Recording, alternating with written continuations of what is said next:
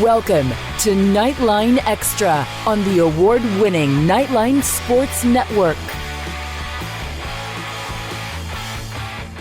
Welcome into another edition of Knightline Extra, heard only on the Knightline Sports Network. I am Adam Eaton, and we will take you through ECU Game Week. We have insider from hoistthecolors.com, Stephen Igo, joining us later on. We hop on the conference call of the American coaches to hear from ECU head coach Mike Houston. Speaking of Mike's, our very own UCF Mike joins us to give us 5 things that you need to know about ECU.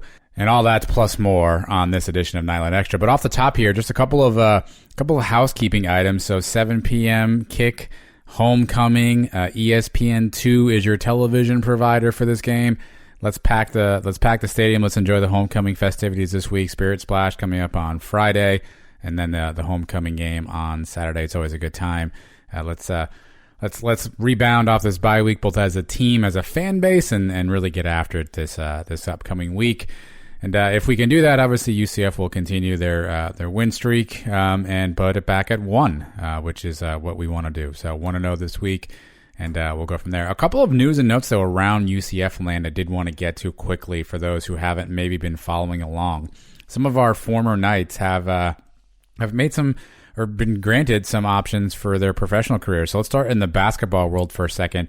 Taco Fall had his contract picked up by the Celtics and converted to a 2-way contract, which essentially means that Taco is on the Celtics active roster and can play up to 45 games with the actual Boston Celtics club, but he must play the remaining games with the G League affiliate, which I believe is in Maine for the Celtics. So we could very well see Taco for up to 45 games this upcoming season in the NBA, which if you saw his fanfare in the Orlando game when they were in town for preseason, that'll be a really cool thing as well.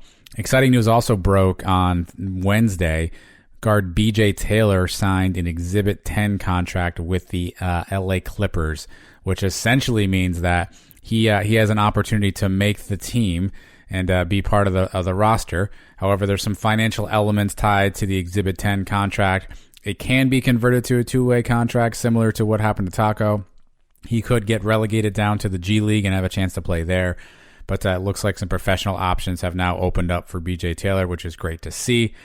So let's keep track on that one as well. On the football side, so for those of you who aren't aware, the XFL is back, and it held its draft this past week. So first things first, there was a draft pool of players who were eligible. A bunch of UCF guys were listed in that draft pool. Then the draft was held, so not everybody that was in the draft pool was picked, but a handful of guys were picked up from teams. So the Tampa team is called the Tampa Vipers. They drafted Jordan McRae, Terrence Plummer, Rennell Hall, and former kicker Matt Wright. And the Dallas franchise picked up Tony Garrard. So some players have been drafted. I'm not sure how this is going to work. I think the other players perhaps have an opportunity to go to camp and get invites. So more to come on that. Some names on that list were Storm Johnson, Aaron Evans, Justin Holman. So maybe those particular players will get an opportunity to get to camp, maybe at least get in front of coaches. We'll try to unearth that and get you some more details on what that looks like. But again, with the Spring Football League back again, this time the XFL, more chances to see the Knights, this time unfortunately in Tampa versus in Orlando. And then lastly, Tristan Payton signed with the Iowa Barnstormers of the Arena League. So some pretty exciting news for Knights in the pros, both on the hoops and on the gridiron side. So we'll keep you posted on that. Again, you can always find all of your exclusive information on UCF on all of the Knightline Network shows. So you're going to want to make sure you follow our feed. You'll get Knightline Proper, which is the flagship show with Andrew and Trace. Sons of UCF, myself and UCF Mike, the AAC report with Jeff Allen, and wow, you'll get this Knightline Extra as well. So all this content just for you, only on the Knightline Sports Network. But you didn't come here to listen to me drone on. You came here to listen and learn about ECU. So after the break, we will bring on an insider. We'll give you a lowdown on ECU season to date, what to expect this Saturday night, and maybe even a little movie talk. Stick around. Knightline Extra. Hey, this is Travis Dever, Kai's Real Estate, the Dever team, New Smyrna Beach. Your source for real estate and everything else New Smyrna Beach. Proud sponsor of Knightline and Knightline Postgame Live. Call me anytime at 386-690-1636. That's 386-690-1636. Let me show you my hometown, New Smyrna Beach, UCF's favorite beach. Go Knights and charge on. Island H2O Live, a new wave of water park. Experience the next generation of fun at Island H2O Live. You choose the music, you choose the lighting, and you choose where to share your memorable moments at Florida's newest and most immersive water park. Island H2O Live. Now open in Kissimmee, located off US 192 and State Road 429 on Inspiration Boulevard. Island H2O Live. All right, well, it is homecoming for UCF, and we are welcoming to town a school we've actually played the most throughout our history. This will be the 18th meeting between UCF and ECU. And to help us get acquainted with what to expect on Saturday, Stephen Igo of 24/7 Sports. You can find him at Hoist the Colors. That's the 24/7 Sports site dedicated to ECU. East Carolina got 247sports.com is where you can look him up. Stephen, thanks for hopping on the Knightline Extra here to talk a little bit about ECU. Yeah, guys, glad to join you, and looking forward to Saturday as always. It usually is, a fairly fun matchup when ECU and UCF meet on the football field. Probably not much the last few years, but looking forward to this one. Well, let's start with ECU, obviously. So since last we saw you, obviously a coaching change has taken place. So what can you tell us a little bit about your new head coach, Mike Houston, and sort of what he's brought to the program through the first 6 games of the season? Well, the biggest thing he's brought is credibility from the standpoint of he has a winning background. He's won everywhere he's been. So that's the first thing is he's brought a winning attitude. He's brought a staff that knows how to win versus the previous coach, Scotty Montgomery, who at the time he was hired, really a lot of people didn't really understand the hire to begin with. They brought in a Duke offensive coordinator who really hadn't coached at any other college. Now you bring in a guy, Mike Houston, who won at Lenoir-Rhyne at the Division II level, won at the Citadel, which is probably one of the hardest programs to win at in the country. Took the Citadel into South Carolina, beat the Gamecocks during his tenure there. Won their first conference championship in 23 years. Then he went to James Madison, took a really talented FCS program and led him to a national championship. So he's done it all. Now I think he's trying to build ECU step by step. It's not going to be easy overnight, but the foundation's in place. And for the first time in a while, I think the fan base is fully behind an East Carolina football coach and is united behind that coach. So the main thing is positive energy from the fan base. ECU still lacks in talent, but their ability to really just kind of believe in themselves, as corny as that sounds, week in and week out, whereas in the past it's been kind of a fractured locker room, fractured fan base. Now everybody's on one accord, and we're seeing better football because of that. Yeah, so ECU 3-3 on the year. They've had some wins, but William and Mary, Gardner-Webb, Old Dominion, not exactly a murderer's row of wins. A couple of tough losses, NC State, Navy, Temple. How would you sort of assess how they've played throughout the first part of this 2019 season? I think they've gotten better each week. To me, the wins definitely aren't that big on paper. I mean, they've beaten 2 FCS teams. Virginia Tech backed out of its trip to Greenville last second, so they had to schedule a second FCS team. And the wins aren't impressive, but they have matched already last year and the 2 years prior's win total, so that's important. But, I think from game 1 to game 6, they've gotten better from the naked eye, especially defensively. The defense is playing at a pretty high level right now. You look back at the first game of the year at NC State, and really the game was closer than the score indicated. It got kind of out of hand in the fourth quarter. But at the same time, NC State was clearly the better team.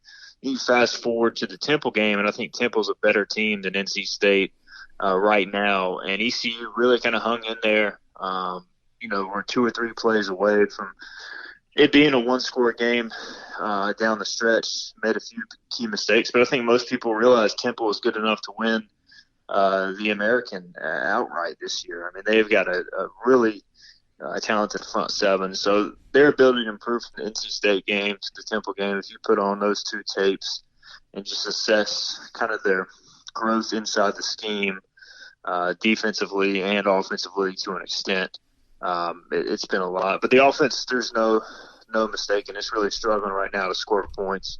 They had to reevaluate some things during the bye, and I'll be interested to see if they do anything different at UCF. Let's talk offense for a second. So last year we got introduced to Holden Ahlers. I think his first start was against UCF, if I have that right. Yeah. He had a hell of a game, over 400 yards passing. This year, obviously, the starter from game one. Again, I haven't seen a ton of tape, but statistically looks like kind of middle of the road. 6 TDs, 5 A&Ts. He's certainly second on the team in rushing. A lot of, I guess, leading and rushing TDs. So how would you kind of assess his maturation from year one now into year two, given the fact, obviously, he's got a whole new offensive system to learn under the new coach? Same type of deal as the team's kind of gotten better each week. I do think, it's kind of interesting. In high school, he ran a very similar scheme to what Scotty Montgomery was running. So his transition from high school to Division I as a true freshman last year, I'm not going to say it was seamless, but it was, fairly easy in terms of what a typical true freshman goes through. But then this year, they brought in the new offensive coordinator, obviously, and there's a lot of new concepts, a lot of decision-making on the fly with the RPO. It's an RPO-based type of offense. And with that comes the, need for the quarterback to really make decisions, make tough choices on the fly. And that's something that Holton kind of, struggled with at times early in the year. They've also put a lot on him. I mean, this is an extremely young offense overall. The starting tailback's been out since week 2, so, you'll see a true freshman probably start on Saturday at the running back position, then another freshman, another sophomore getting carries there. Receiving corps is very young. Their 2 best players are a sophomore and a freshman. Offensive line is fairly inexperienced, so he doesn't have a ton of help around him. Everybody's kind of growing together, but it's the same type of deal. They're all getting better with each passing week. I think it's just going to take time. And the weirdest thing is, you look back at last year, the UCF game, Holton threw for 400 yards, and he threw for 400 yards his next start against Memphis. And since then, I don't think he's surpassed 400 yards passing in a game. So he's shown the ability to throw it. He just hasn't been able to do it as consistently here lately. What about on the defensive side of the ball? A, what kind of system is ECU running? And B, give us a couple names of people to watch out for on the defensive side. So it's mainly a base 4-2-5 scheme. They do switch it up a little bit, but that's what you'll mainly see, 4-2-5. And the main guy to watch up front, and I should say there's 2 of them. They start 3 seniors and a junior up front. Is probably the strength of the defense as a starting D-line. But defensive end, Kendall Futrell, big-time speed rusher off the edge. He's got 5 sacks over the last 2 games.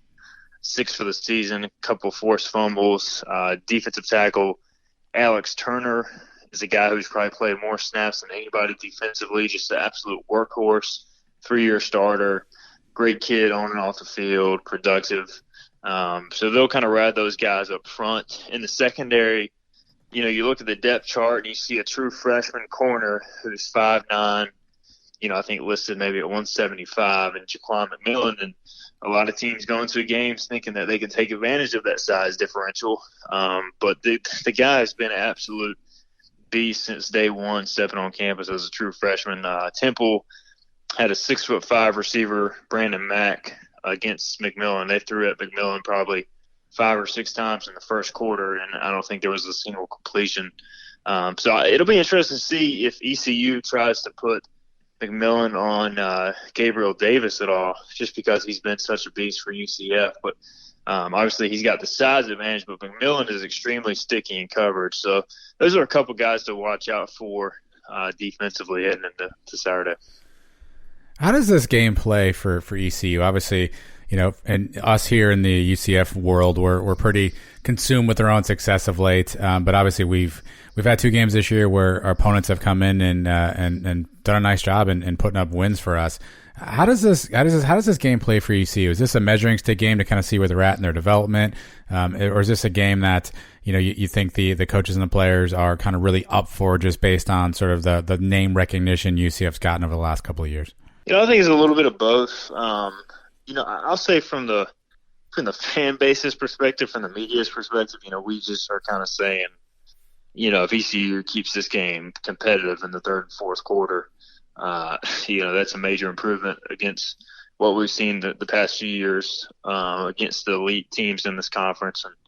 And even though UCF lost a couple games, I think most people tell you they're probably the still most talented team in the league, if definitely the fastest and explosive.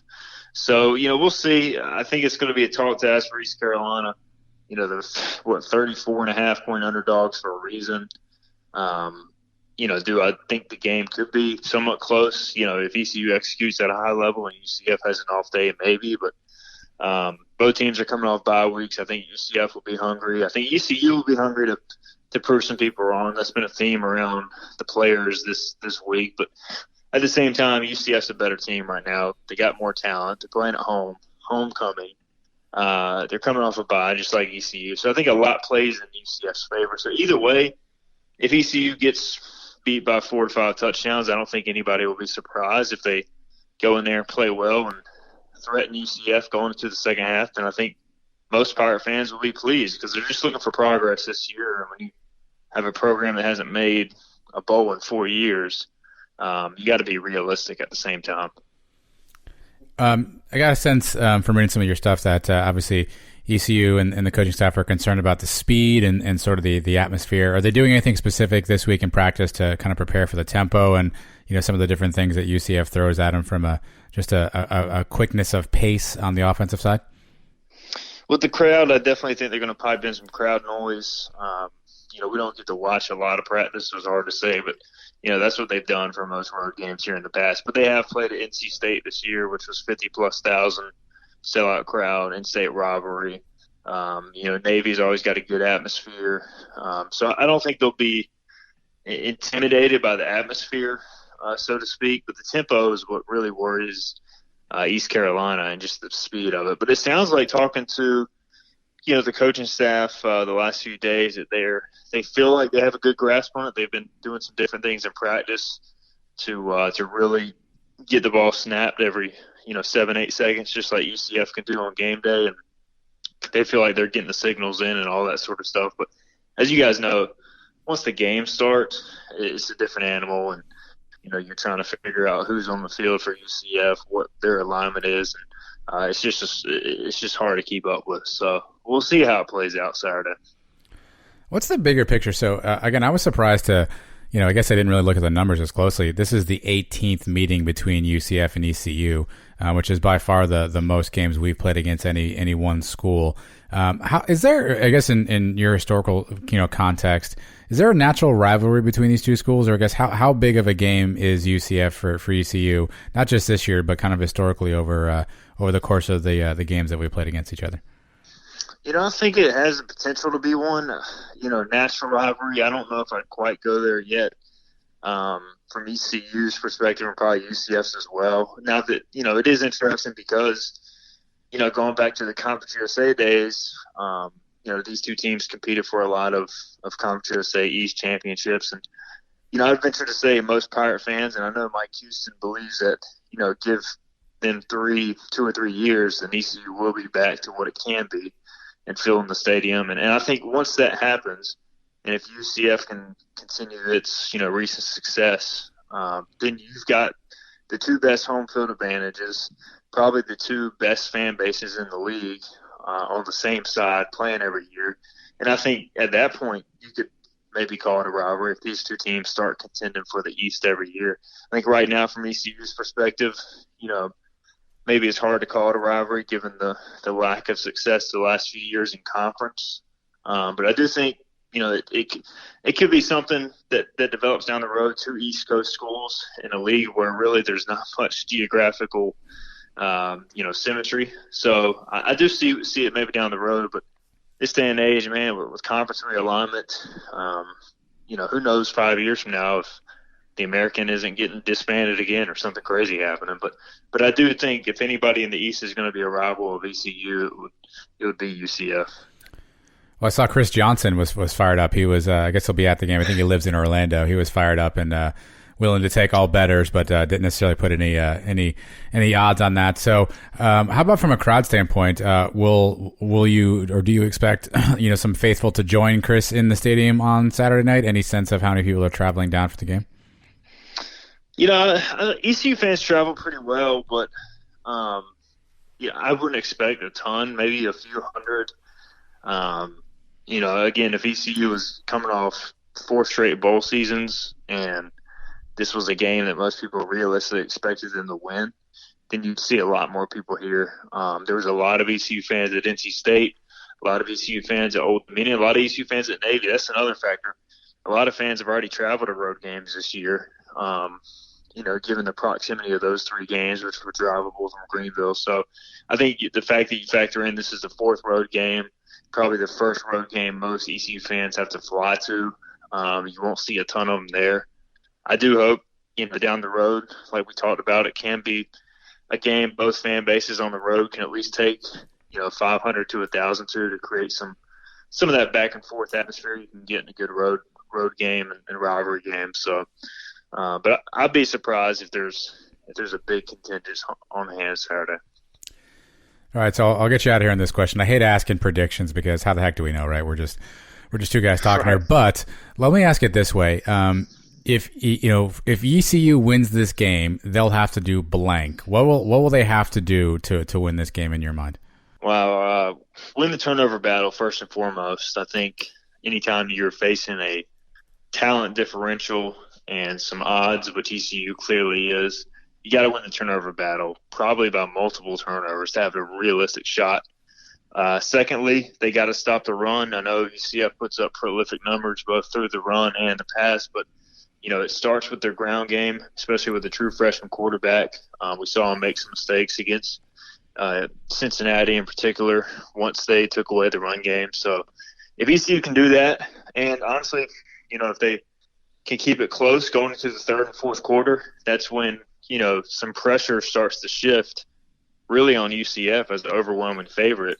If ECU is hanging around and, things get tense in a big home atmosphere, then that's when crazy things can happen. But they got to, win the turnover battle, stop the run, and find a way to limit the early explosive plays, which in a game like this, night home game, homecoming, things can get out of hand quickly if you're not careful.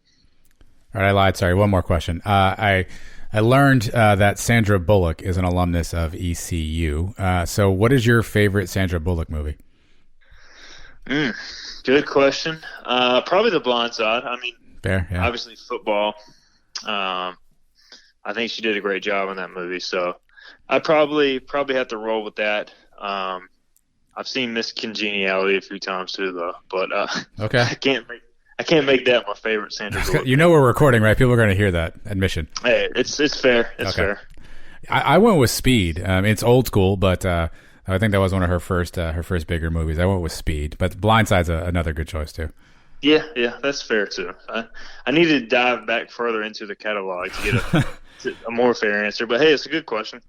All right, well, maybe next time we chat, we can spend some more time diving through her IMDb. But until then, it looks like we got a big game Saturday night. So, Stephen, thanks for joining us again. If you want to follow Stephen, you can find him at the 24/7 Sports. Search Hoist the Colors. Him and the team do a nice job of all things ECU. It's actually a really impressive site. So kudos to you in the group there. And Stephen, best of luck to ECU on Saturday night. All right, man. Thanks for having me on, and look forward to seeing you guys Saturday. You've heard us talk about the great food at our good friend Kyle Israel's restaurant, The Little Greek Fresh Grill. The Little Greek now has franchises available. Please call 407-697-2272. That's 407-697-2272 to see what The Little Greek can do for you. Also, check out The Little Greek's newest location at 6536 Old Brick Road in Windermere, Florida. The Little Greek Fresh Grill. Fresh, flavorful, fabulous. All right, our thanks to Stephen Igo for joining us and giving us some insight on ECU. Luckily, though, we have a chance to hear from the man who controls ECU himself. This is head coach Mike Houston. He was on the American Coaches Conference call. And look, I don't know if he's going to win the game. I'm not sure if he's going to be a successful coach, but I will give him credit for having the best phone connection of any coach I've heard on these conference calls. And he started off his call this week by giving some thoughts and some comments on playing UCF this weekend and what it means to his team. This is a game this week where everybody's excited about it. It's a great opportunity. We're playing a program that has been the cream of the crop when it comes to our league and one of the better teams in the country. The past 2+ years. And certainly they're having a great year again this year. I know they've actually lost a game in league, which is something nobody in this league is used to. But I think our conference is pretty strong this year. So you look at them on tape. They have great personnel. They've got a system that they do a great job with. They're going to challenge us in all three phases. And we gotta be ready to rise to that challenge and be ready to compete Saturday night. I'm sure it's going to be an electric atmosphere, and we're excited to be part of it. All right, after those opening remarks, our very own Trace Trylko hops into the conversation, as he always does. Trace does a great job, and he had a chance to ask Coach Houston just a couple of questions about his thoughts on the game this upcoming Saturday night.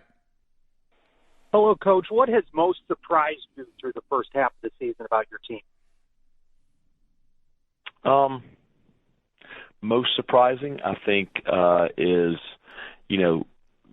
I was well aware of what I was getting into when I took this job here. And I knew that it was, a situation where things had to be fixed.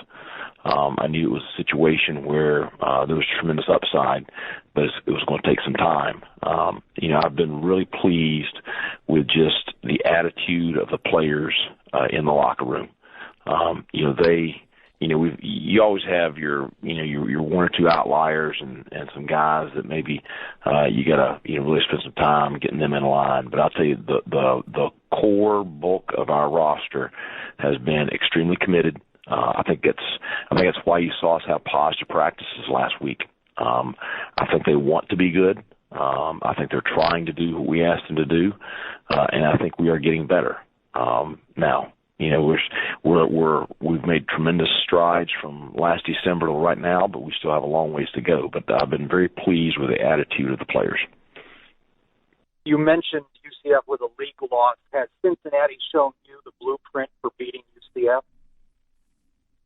Well, I think that obviously Cincinnati is a very talented team, but anytime you turn the ball over 4 times, it's going to be tough to win a ball game, especially when one of them's converted into a score. I thought Cincinnati did a great job against UCF, but I'm sure that everybody in UCF's program feels like they did not do the things they needed to do to win that game. So I think that the blueprint, really, you look at the loss to Pittsburgh and the loss to Cincinnati, the blueprint really is just staying in the fight. Trying to limit the big plays, trying to get the ball on the ground, make them snap it again, and then just not backing down. I think that's what I take from watching those 2 games. But certainly, UCF is extremely impressive with what their potential and their dynamic playmaking ability is. All right, so interesting comments there by Coach Mike Houston, and many thanks to Knightline legend Trace Trylko, who I believe lost the telephone connection battle there. I think it's Coach Houston 1, Trace 0 on that one. But interesting comments. I think that this gets thrown about a bunch is after a team loses. The thoughts are, did the blueprint get found, and will you just do exactly what the other team did? And while I understand that has some merit just schematically, obviously every game is different, players are different. But it's interesting to hear kind of an opposing coach, say, hey, I'm reading between the lines here, but he didn't say, hey, Cincinnati went out and completely dominated UCF. I think what he said there was, UCF had the turnover battle go against its favor. And, any coach who loses that turnover battle, any team who loses that turnover battle will certainly be in an uphill fight. So this will be Coach Houston's first foray into this UCF ECU rivalry as well. But again, a pretty sound assessment, I think, of where UCF's at and sort of what it means to to his players. So it should be a good battle on Saturday night, a good hard fought battle. I think obviously the talent hopefully is leaning UCF side, but it should be a good hard fought battle. But now that we've heard all the serious stuff, we know a little insight from Stephen Igo. We've heard specifically from head coach Mike Houston. Now it's time for another Mike. So joining me after the break, UCF Mike will give us 5 things that we need to know about UCF, or about ECU rather, and some of those things you probably don't actually really need to know. But hey, at least it'll be entertaining. Stick around, not an extra. Spice up your company with homemade marketing services from Tasty Gravy Creative. Tasty Gravy serves up a menu of budget-friendly marketing, graphic design, and public relations services customized to your specific goals. Co-owned by a UCF graduate, Tasty Gravy can help refresh your brand, strengthen your online presence, or reinforce your company's message. Contact Tasty Gravy for help with your website, social media, marketing, advertising materials, and more. Visit tastygravy.com. All right, here you hear this guy each and every week on the Sons of UCF. He is the better half of the Sons of UCF show. UCF Mike has joined me again this week, and we've scoured the interwebs to find you 5 things that you absolutely have to know about ECU heading into the game this week. So, Mike, are you prepared to drop some more knowledge on Knight Nation? Yes, I am. They need me here. They need you here. They want you here. So I will go first, though, so I'll let you sit. So here's the first thing you need to know about ECU. They have a new coach since the last time we played ECU. Their head coach is now Mike Houston. He replaced last year's coach, and he was Scotty Montgomery. So Mike Houston comes from James Madison. Don't get confused here. A lot of names. Mike Houston comes from James Madison, which is an FCS school where he was 37-6 in 3 seasons, including winning the FCS title in 2016. There was a little controversy, though, as Houston came to ECU. He allegedly accepted the Charlotte 49ers head coaching job, however, didn't sign a contract. Then he told some people maybe he'd still listen to other jobs. Charlotte then removed the contract offer, and the rest is history, and now Houston is at ECU. Again, don't get confused. But speaking of James Madison, where Houston used to coach, while he was there, he coached none other than former UCF running back Juwan Hamilton, who transferred after the 2017 season. So a little bit of a UCF tie-in there for Houston, who did not coach at Charlotte and now coaches at East Carolina. Did you get all those directions down, Mike? No, you confused the hell out of me. Okay. All we know is Mike Houston's the coach. His name's Houston, which is also the name of another team in our conference, which threw me off a little bit. But this is kind of like a Manny Diaz situation, huh? So he was allegedly the 49ers head coach in Charlotte. Yeah. Or why do they call them the 49ers in Charlotte, by the way? We should figure that out. Because there was no gold. Isn't that why they call the 49ers in the NFL? Yes. We should look into that. I don't know. All right. Well, luckily we're not playing Charlotte this year. But if we do, we'll make sure to have that as one of our 5 facts. All right, Mike, I'll let you go with the second fact, since that first one went oh so well. All right. East Carolina is 3-3 this year. Is that correct? That's correct. All right. Their wins have come against William and Mary, Gardner Webb. Both of them? Yes, both William and Mary, Gardner Webb. Does that count as 2? And Old Dominion. Who knows? So maybe they're 5-3. All right, so they're 3-3, and there are 3 losses all against P6 teams. ECU has been outscored by a score of 103-33. And those games were against NC State, Navy, and Temple. ECU comes in as the 122nd ranked offense in the nation, averaging 281 yards a game. You know who the 123rd ranked offense is? Right behind them? Gardner Webb. UConn. Ah. So they're a tick above UConn on offense. And on the other side of the ball, ECU is the 91st ranked defense in yards allowed, surrendering 439 yards per game. So what I'm telling you is these guys are not very good. I just like that win. William Mary, Gardner Webb, and Old Dominion. Is there 3 better names that you could put on the schedule to play? I don't know. They must have got their out-of-conference scheduling from Alabama or something. Maybe the only school they're missing is Stephen F. Austin. I always love that school. All right. Yeah. Here's the third fact, Mike. We were introduced to ECU's quarterback Holton Ahlers last season. He made his first start against us as a true freshman and threw for over 400 yards. He's the starter again this year, but after the first 6 games, he's thrown 6 touchdowns against 5 interceptions, but he does lead the Pirates in rushing touchdowns and is second on the team in rushing yards. Interesting fact about Ahlers, he stated that while he throws his football left-handed, he does everything else with his right hand, including shoot a basketball, write, and eat. He also has stated that his most admired athlete, the one he looks up to, is none other than Tim Tebow. So a left-handed quarterback who does pretty much everything else right-handed, which you heard Josh Heupel talk about how he was excited to have some lefties playing this week. Maybe this guy Ahlers is really a fraud. When asked why he throws left-handed, he said he just throws better with his left hand than his right hand. So maybe he throws a little Patrick Mahomes situation and throws a right-handed pass on us this season. Who knows? Based on how ECU's offense is played, he just might need to do that. This guy does everything right-handed, but he throws lefty. Does he think this is baseball where you actually get paid more because you're left-handed as a pitcher or something? It makes no sense.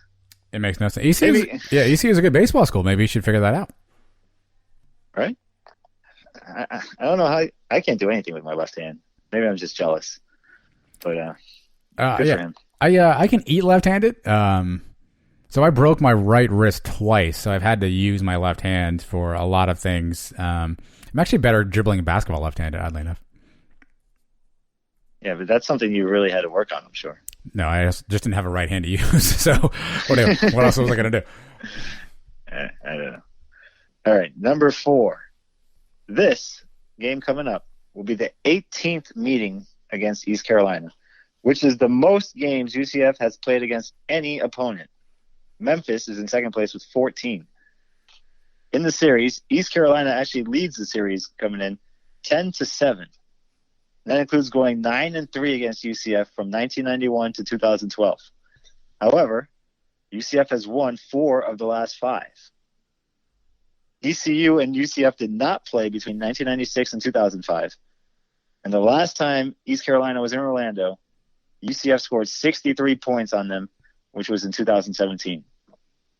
The most memorable game of the series has to be the one from 2014, the famous Hale Perryman game, which UCF won 32-30 on the Hail Mary from Justin Holman to Brashad Perryman as time expired. I was surprised to learn that this is the game, or this is the opponent we've played the most. I guess I did not see that one coming, and so I was a bit surprised by that, Mike. But also surprised to learn that they were winning the series so handily. I didn't realize that they killed us so much from 91 to 2012. I recall playing a lot of games against them. Wasn't their head coach? No, that was Southern Miss. I feel like Southern Miss was the other school that always used to hammer us, and I used to get frustrated by. Yeah, I guess I did not see ECU as our most played opponent in our history. Yeah. Well, when we first joined Conference USA, yeah, you're right. Southern Miss and East Carolina were the 2 that gave us the hardest time. I can still remember a game. I think it was in 2008. We lost an overtime game at home to them. The 2007 game with Chris Johnson just running all over us. And I believe they put up 52 points on us that game.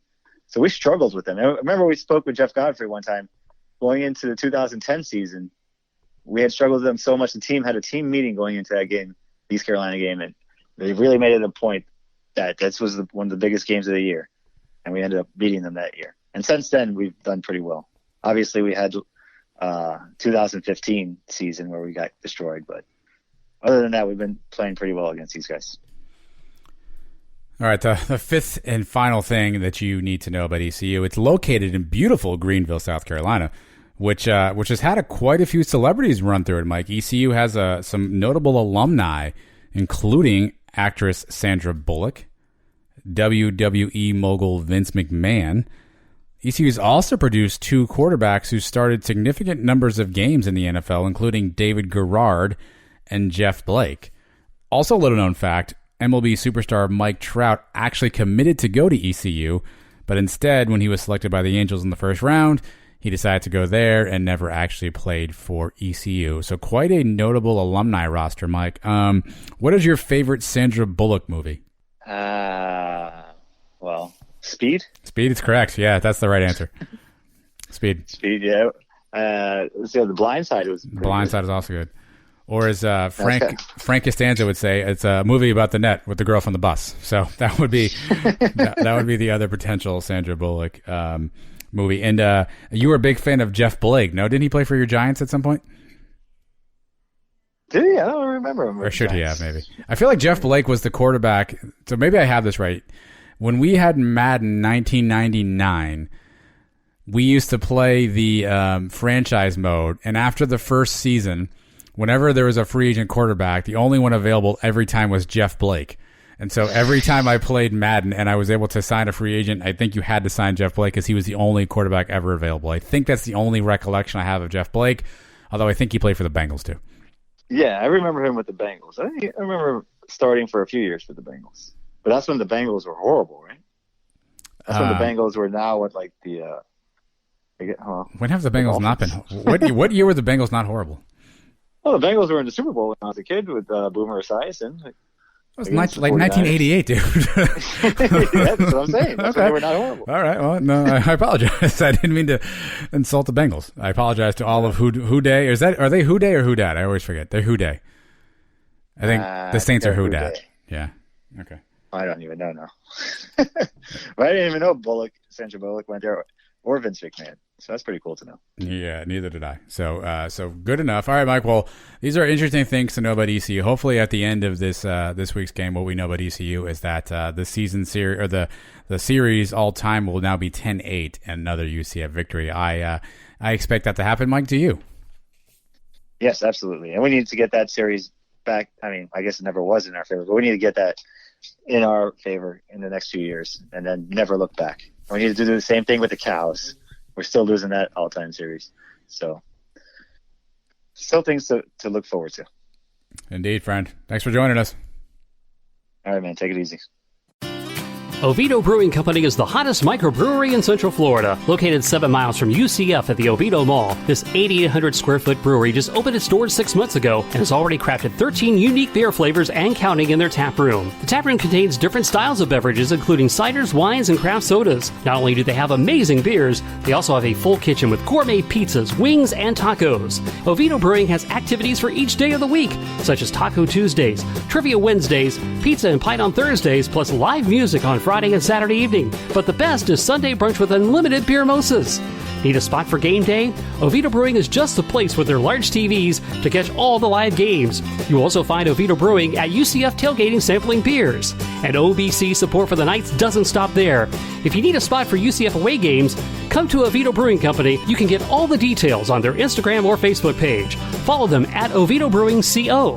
Download the Untapped app, and you can find out what beers are on tap. The food menu is also available on their website, oviedobrewingco.com. All right, my thanks to all the guests this evening. Stephen Igo from 24/7 Sports. Again, Hoist the Colors is the ECU site that you can check out. Coach Houston via Trace Trylko. Good commentary there, so we appreciate Trace for hopping on and representing the Knightline Sports Network. As always, UCF Mike brings an equal parts humor, equal parts knowledge, equal parts sensibility to the show. So my big thanks to Mike as well. Don't forget, you can hear Mike each week on the Sons of UCF show, which is found here only on the Knightline Sports Network. Speaking of which, again, a bunch of different things you can listen to throughout the week. Flagship Knightline, Sons of UCF, the AAC Report, and then the Morning After, which is found exclusively Sunday mornings on ESPN Radio 580 with our own Andrew Phegley at the controls. So Saturday night, let's get out to Spectrum if you can. Look, I think there's a lot of people who are wondering what the crowd will look like. You know, will people start to sort of jump off the bandwagon because they lost a few games? If those folks happen to do that, so be it. But look, I think that the team has given us this incredible ride, and while it's not necessarily gone as seamless this year, I think as any of us would have wanted, I think it's also a very fitting and a very deserved opportunity for us to get out and let the guys know how much we still support them. look, a lot of things can happen. There's a lot of football left to be played. And so your support on homecoming is big as always. So get out to Spectrum on Saturday night.